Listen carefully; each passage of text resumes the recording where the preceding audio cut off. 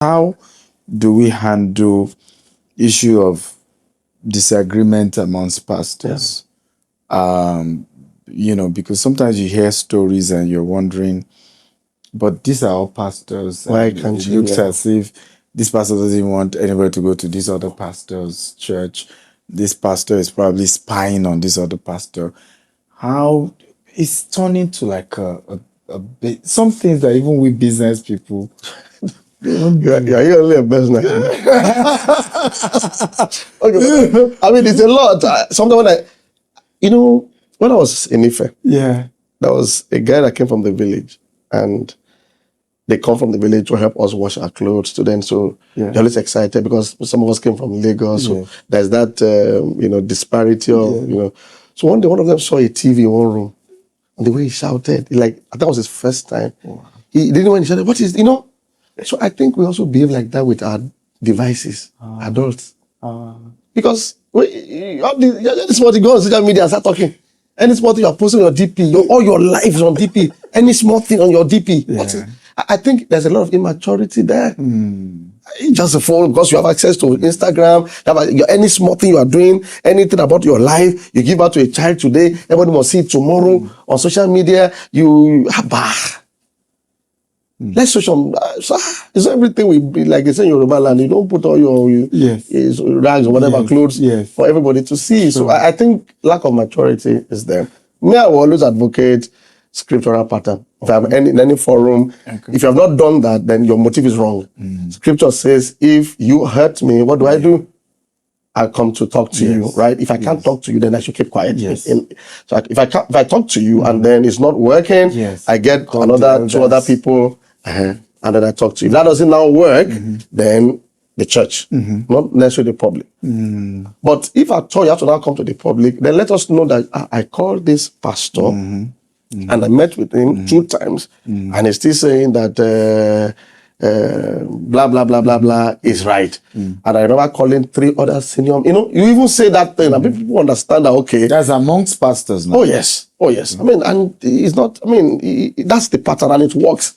How about a situation whereby a pastor works under another, founder, and he feel hot, and he has a situation. I know one that it's messy, right? No. I know one that happened that, I just had to, encourage the young man because he came in to serve under this pastor. Was going to do 5 years. 3 years. The pastor said he has to do 5 years under him. And fine. They agreed. From day one. Okay. Say 5 years. So what happened? 5 years came. I need to go. The pastor said, no. No. Can't you see, how Godman left Daystar? He was well set up. We need to set you up. And he's put in another 2 years. Now 7. And the day he was to leave, even the service of his departure, they did not stream it. The pastor asked them to off the lights. Not the lights, but they should not stream. They stream it, right? Now he doesn't even have, except for one that his staff pictured. He doesn't even have the... Yes, except the one of his staff took picture where they lay hands on him. I think what Bishop Oyedepo has said, some people are sent to stay with you. Yeah. And some others are sent to train with you. So I think for every pastor, that maybe you should know on time, by design, even before somebody comes to tell you I'm called, that this person might have an assignment. And I love what Dr. Samademi does at times when he perceives that he can even call you.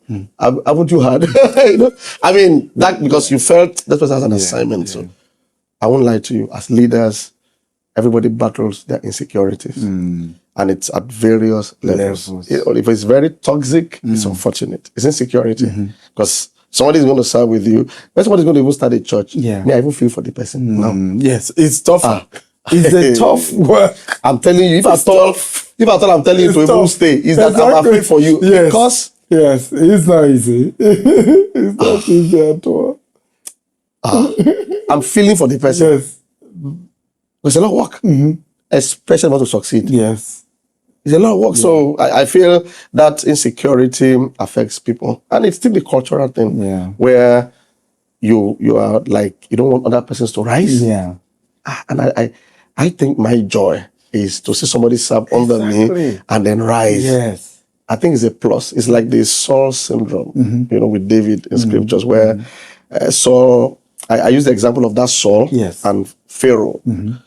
Pharaoh saw Joseph and said, thank God. Yes. You can handle the economy. Yes. I don't enter my economy. Become the prime minister, handle the economy, I'll be on the throne. Joseph's success, I believe, is Pharaoh's success. True. And I think Joseph was fulfilled. Yes. Pharaoh too was fulfilled. Yes. And they had a very mutual, powerful time. Yeah. Unlike Saul, when as they were acclaiming David, he even left the war he was fighting Philistines and faced him. So, and I think it's insecurity because David wasn't after his throne. So we need to keep speaking to that level of maturity. But how do people handle those?